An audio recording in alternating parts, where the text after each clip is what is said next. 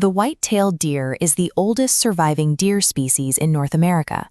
Their ancestors crossed the Bering Land Bridge into Alaska roughly 5 million years ago, enduring the volatile climate and brutal conditions of the Pleistocene epoch. They lived alongside dozens of massive herbivores.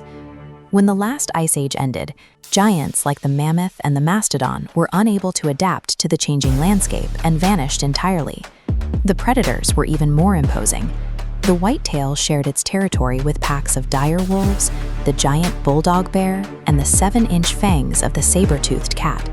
Surmounting millions of years of shifting ice and predators forged the whitetail into an elite survivalist, equipped with a biological toolkit that defies traditional mammalian limits.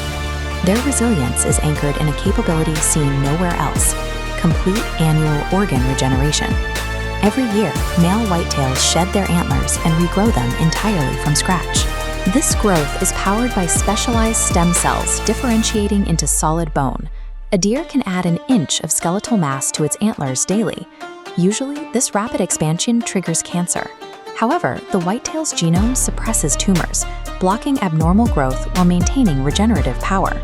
With its rapid healing and high-speed evasion, the whitetail was essentially invincible to the natural hazards of the prehistoric world.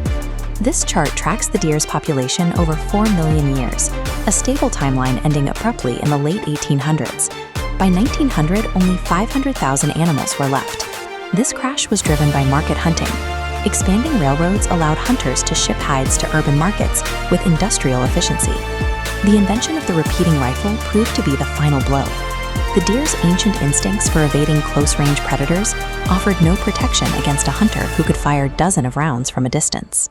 The ultimate biological survivor was overmatched by the speed and scale of human commercial exploitation. As the deer species rapidly approached total extinction, a highly unlikely group mobilized to save it: the American sport hunters.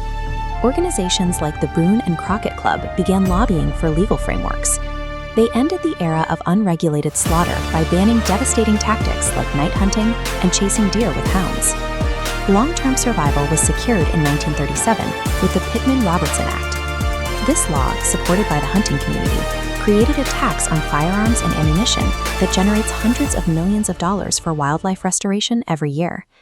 These funds allowed states to trap deer from the few remaining pockets of the continent and relocate them into protected habitats. This curve illustrates the species' biotic potential.